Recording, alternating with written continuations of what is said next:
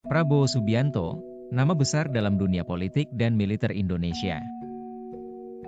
Bagaimana perjalanan hidupnya? Mari kita simak perjalanan hidup beliau. Prabowo Subianto Djoyohadikusumo lahir pada 17 Oktober 1951 di Jakarta. Ia adalah putra ketiga dari ekonom dan pejuang nasional Profesor Sumitro Djoyohadikusumo dengan Dora Marisigar, seorang wanita keturunan Minahasa. Keluarga Prabowo dikenal sebagai keluarga intelektual dan nasionalis. Ayahnya adalah tokoh ekonomi yang dihormati, sementara pamannya, Sumitro Kolopaking, adalah tokoh militer pada masa revolusi kemerdekaan. Prabowo menghabiskan masa kecilnya di luar negeri karena pekerjaan ayahnya yang sering berpindah-pindah. Ia sempat tinggal di Malaysia, Swiss, dan Jerman. Pendidikan dasar hingga menengahnya banyak dilalui di negara-negara tersebut. Keluarganya kembali ke Indonesia saat ia remaja, dan Prabowo kemudian melanjutkan pendidikan di Akademi Militer Nasional, AMN, di Magelang. Di AMN, Prabowo menunjukkan bakat kepemimpinan yang kuat.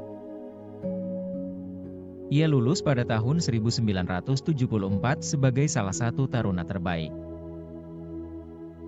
Setelah itu, ia memulai karir militernya yang gemilang dengan bergabung di TNI Angkatan Darat, terutama di Komando Pasukan Khusus, Kopassus.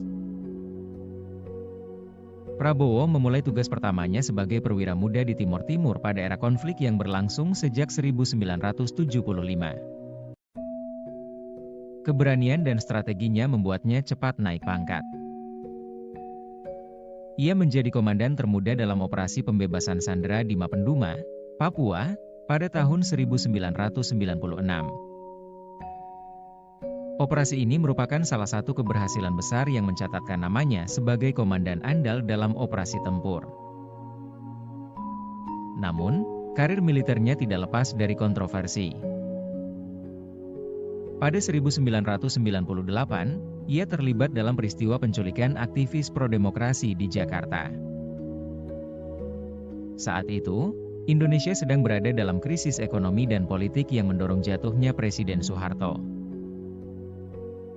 Kontroversi ini berujung pada diberhentikannya Prabowo dari militer, dan ia kemudian memutuskan untuk tinggal sementara di Yordania, di mana ia memiliki hubungan dekat dengan keluarga kerajaan. Setelah meninggalkan militer, Prabowo memasuki dunia bisnis. Ia mendirikan perusahaan-perusahaan besar di bidang perkebunan, energi, dan pertambangan, salah satunya adalah Nusantara Group.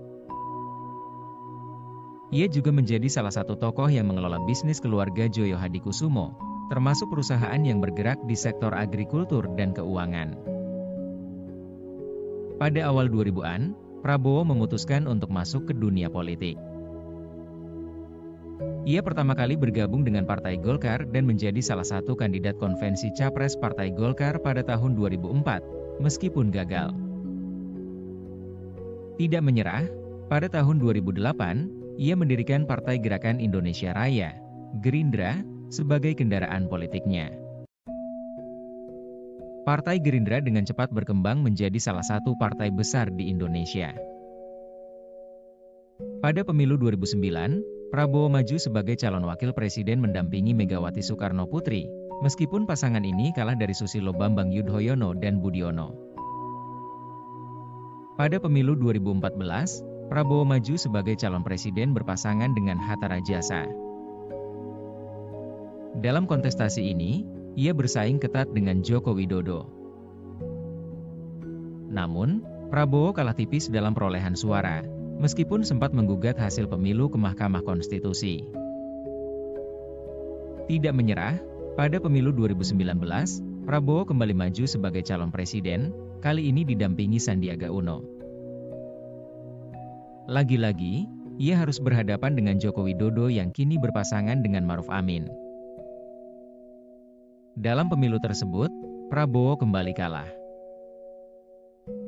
Namun, alih-alih melanjutkan rivalitas politik, ia menerima tawaran untuk bergabung dalam kabinet Joko Widodo sebagai menteri. Sejak 2019, Prabowo menjabat sebagai Menteri Pertahanan Indonesia. Dalam perannya, ia fokus memperkuat pertahanan nasional, modernisasi alat utama sistem persenjataan, alutsista, dan meningkatkan kerjasama militer dengan negara lain. Prabowo juga dikenal aktif menginisiasi kebijakan strategis yang bertujuan menjaga kedaulatan Indonesia di tengah dinamika global.